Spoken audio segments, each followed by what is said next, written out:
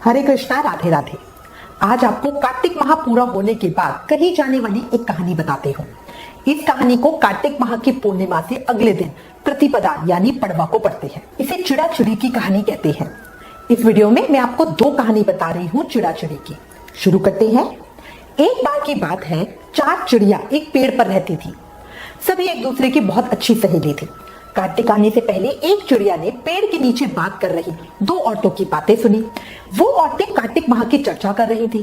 कार्तिक माह का व्रत और स्नान के फल नियमों के बारे में बातचीत कर रही थी।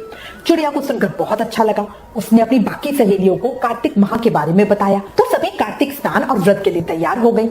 चारों चिड़िया कार्तिक माह में गंगा जी के किनारे के एक पेड़ पर जा बसी। गंगा जी पर नहाती, पूजा करती और व्रत रखती। इस तरह करते करते पूरा कार्तिक माह बीत गया। पड़वा यानी प्रतिपदा के दिन उन्होंने सोचा कि आज खिचड़ी बनाते हैं। सभी ने मिलकर घी, चावल और दाल का जुगाड़ किया और खिचड़ी बनाई। सबने सोचा पहले नहाकर आते हैं, भगवान को भोग लगाते हैं, फिर खिचड़ी खाएंगे।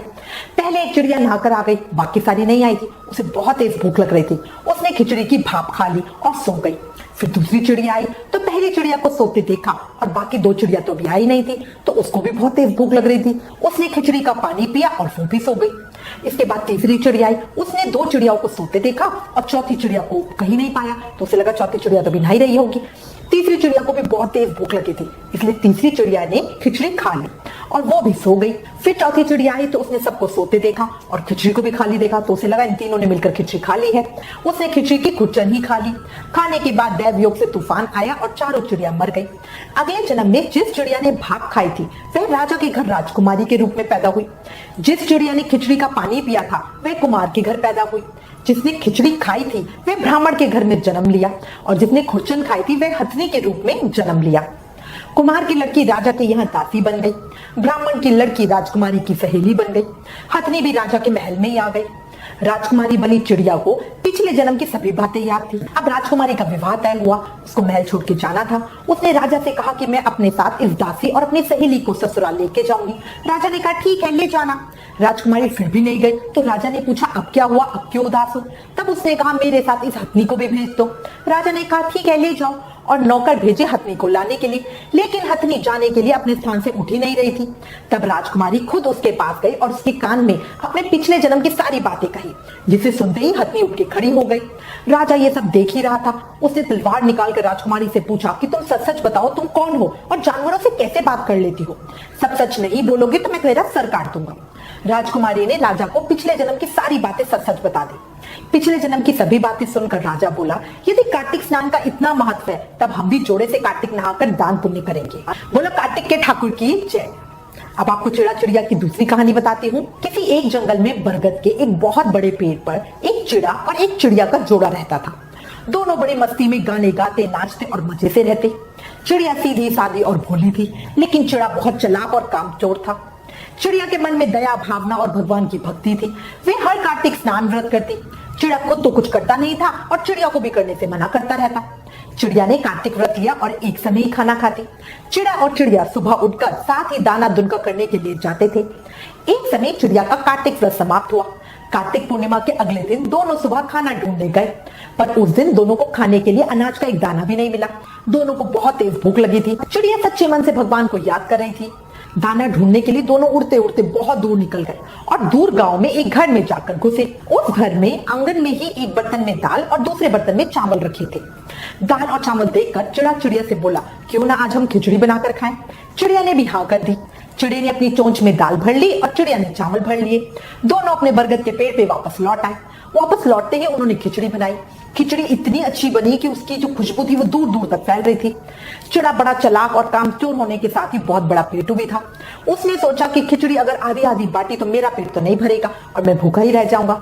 उसने एक चाल चली। वो चिड़िया से बोला अभी खिचड़ी बहुत गर्म है, गरम गरम खिचड़ी खाने से मुंह जल जाएगा। चलो तब तक खिचड़ी ठंडी हो, तब तक पास के तालाब में नहा आते हैं, फिर आराम से बैठकर मजे से खिचड़ी खाएंगे। चिड़िया ने बोला ठीक है। फिर चिड़ा बोला देखो अगर हम दोनों साथ में नहाने जाएंगे तो पीछे से कोई जानवर हमारी खिचड़ी खा जाएगा, इसलिए ऐसा करते हैं पहले मैं नहाकर आता हूँ, जब मैं नहाकर आ जाऊंगा तो तुम नहाने चली जाना। यह कहकर चिड़ा तालाब पर नहाने चला गया और जल्दी से नहाकर वापस लौट आया। उसने चिड़िया से कहा अब तुम नहा आओ, जल्दी लौट कर आना, फिर दोनों खिचड़ी खाएंगे, तब तक मैं यहाँ खिचड़ी की रखवाली करता हूँ। जैसे ही चिड़िया नहाने गई तो चिड़ा खिचड़ी पर टूट पड़ा और कुछ देर में ही सारी खिचड़ी चट कर गया। वो चिड़िया के आने से पहले ही चादर ओढ़कर सो गया। थोड़ी देर बाद चिड़िया नहा कर आई। उसने देखा कि खिचड़ी का बर्तन खाली पड़ा है और चिड़ा चादर तान कर सो रहा है। चिड़िया को समझते देर नहीं लगी कि ये सब चिड़े की करतूत है। उसने गुस्से में चिड़े की चादर खींचकर उसे जगाया। चिड़ा चिड़िया को गुस्से में देखकर अनजान बनने का नाटक करने लगा। चिड़ा बोला, क्या हुआ चिड़िया रानी, तुम इतने गुस्से में क्यों हो? नहा कर आने में तुमने बहुत देर लगा दी। मैं तो इतना थक गया था कि इंतजार करता करता ही सो गया। अब तुम आ ही गई हो तो चलो अब हम खिचड़ी खाते हैं।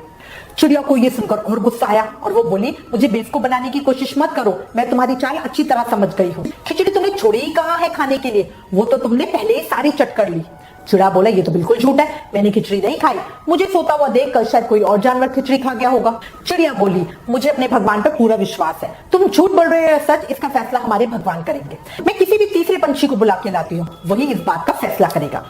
थोड़ी दूर पीपल के पेड़ पे एक कौवा रहता था। चिड़िया ने कौवे को बुलाया और सारी बात बताई और कौवे से बोला कि आप फैसला करो कौन सच बोल रहा है और कौन झूठ बोल रहा है। चिड़िया की सारी बात सुनकर कौवा सारा माजरा समझ गया और वो बोला, मैं तुम दोनों की कच्चे धागे से परीक्षा लूंगा। तुम दोनों को बारी बारी से पीपल के इस पेड़ से लटके हुए एक कच्चे धागे से झूलना होगा। तुम में से जो भी झूठा होगा उसका धागा टूट जाएगा, जो सच्चा होगा उसका धागा नहीं टूटेगा। चिड़ा और चिड़िया दोनों परीक्षा देने के लिए राजी हो गए। चिड़िया ने चिड़िया से कहा, चिड़िया रानी पहले तुम झूलो, मैं तुम्हारे बाद झूलूंगा। चिड़िया बहुत भूखी थी इसलिए उसका वजन भी कम था। वो बड़े आराम से कच्चे धागे से झूल गई। उसके वजन से धागा नहीं टूटा। अब चिड़े के झूलने की बारी आई। चिड़ा डरते डरते कच्चे धागे से लटका, लेकिन उसके लटकते ही धागा टूट गया क्योंकि वो सारी खिचड़ी अकेला जो खा गया था। ढेर सारी खिचड़ी अकेले खाने की वजह से उसका वजन भी बढ़ गया था। चिड़ा धड़ाम से जमीन पे आके गिरा। उसके मुंह और पैर पे भी चोट लग गई। कौवे ने कहा, हो गया फैसला, चिड़िया सच्ची और चिड़ा झूठा। सारी खिचड़ी चिड़े ने ही खाई है। चिड़े ने अंत में अपनी गलती मान ही ली। उसके बाद चिड़े ने अकेले ही सारा सामान लाकर चिड़िया के लिए खिचड़ी बनाई, जिसे चिड़िया ने भगवान को भोग लगाकर प्रेम से खाया।